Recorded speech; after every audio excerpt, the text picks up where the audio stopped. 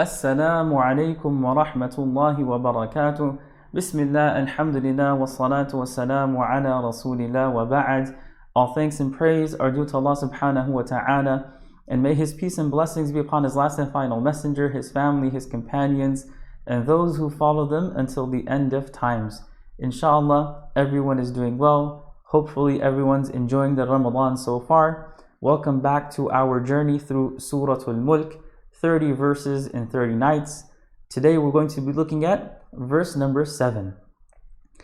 أعوذ بالله من الشيطان الرجيم بسم الله الرحمن الرحيم إذا ألقوا فيها سمعوا لها شهيقا وهي تفور إذا ألقوا فيها سمعوا لها شهيقا وهي تفور. When they are tossed into it, they will hear its roaring as it boils over. Meaning, when the non-believers, those who consciously choose to deny Allah subhanahu wa ta'ala and His message, are thrown into the fire of hell, they will hear its roaring as it boils over. They will be thrown and tossed into the fire of hell, just as someone who is unwanted is thrown and tossed out of a gathering. This adds to their humiliation, disgrace, and debasement. Although they may have been full of pride and arrogance in this world, although they may have had wealth, luxury, power, and influence, on the Day of Judgment, they will be humiliated and disgraced, tossed into the fire of hell.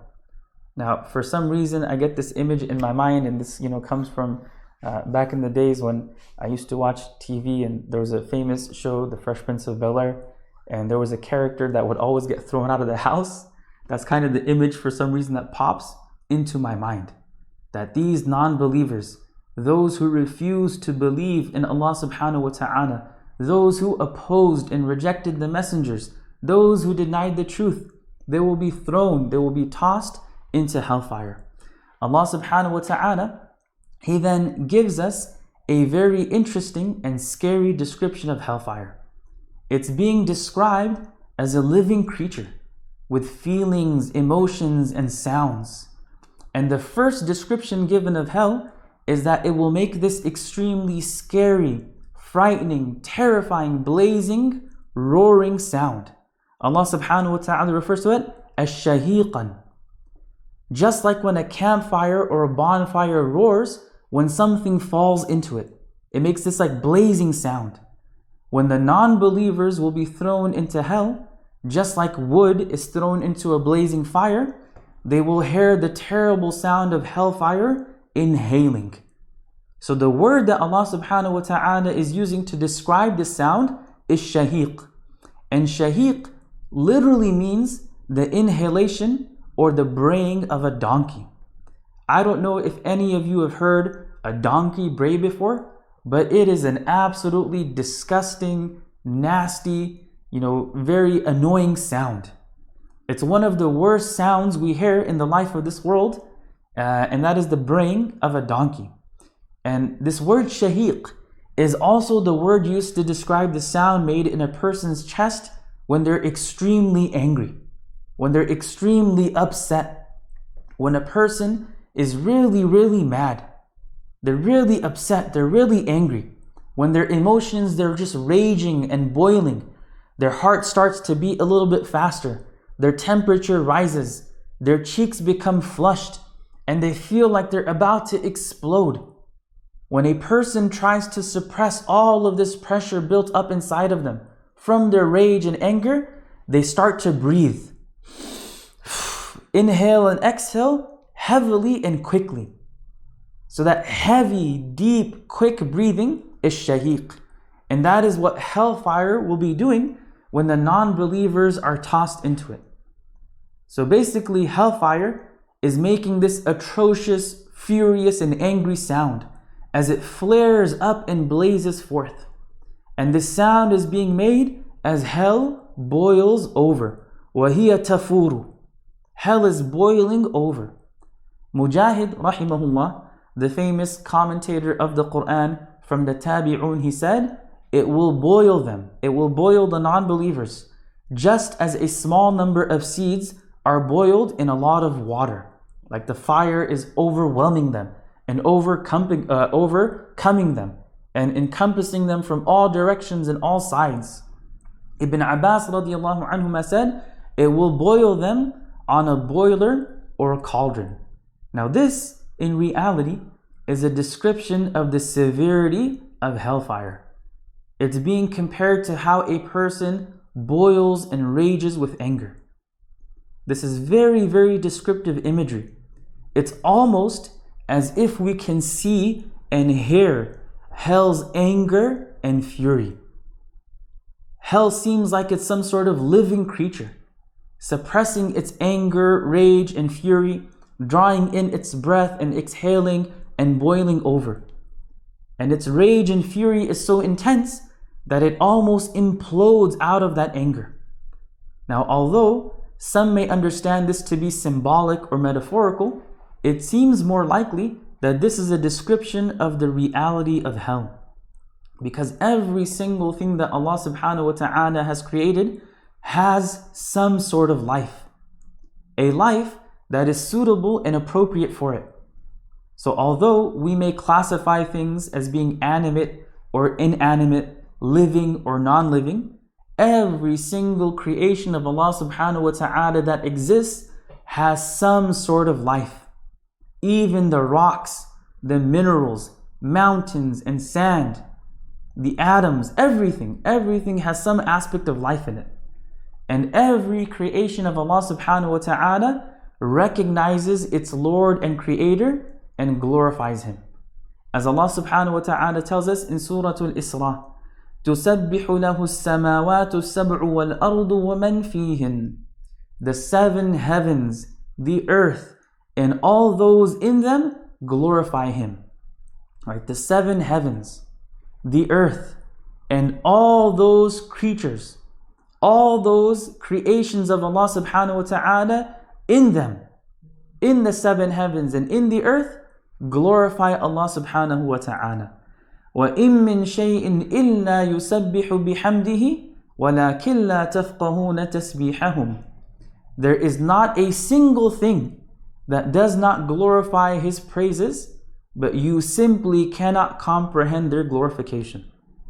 The sun glorifies Allah. The moon glorifies Allah. All of the stars and celestial bodies glorify Allah. The skies, the seven heavens glorify Allah. The earth and the seven earths glorify Allah. Every animal, every insect, every creature, every plant, every leaf, every mineral, every rock, every ocean, river, everything glorifies Allah subhanahu wa ta'ala. And that is such an amazing concept to think about. That this entire universe is like a symphony of glorification of Allah subhanahu wa ta'ala. وَلَكِنْ لَا تَفْقَهُونَ تَسْبِيحَهُمْ. But you simply cannot comprehend their glorification. إِنَّهُ كَانَ حَلِيمًا غَفُورًا.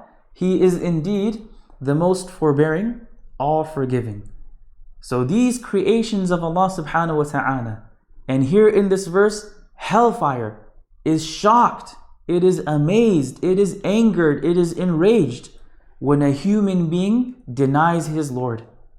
And here in this verse, we are being told about the anger and fury of hell.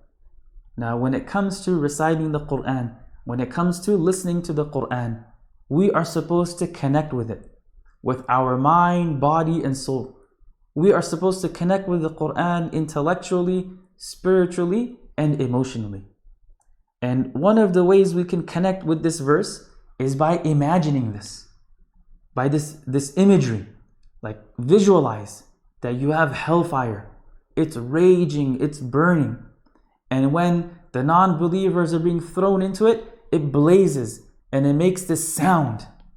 A sound of anger and fury and rage.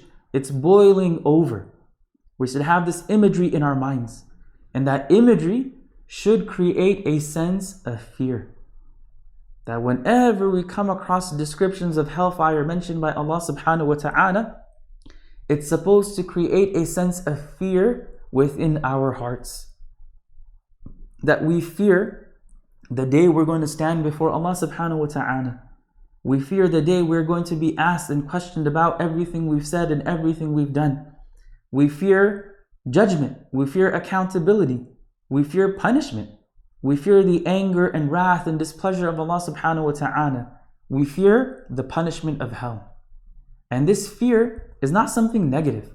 Oftentimes fear has a very negative connotation, but in terms of our iman, in terms of our faith, in terms of our relationship with Allah subhanahu wa ta'ala, this fear is something positive.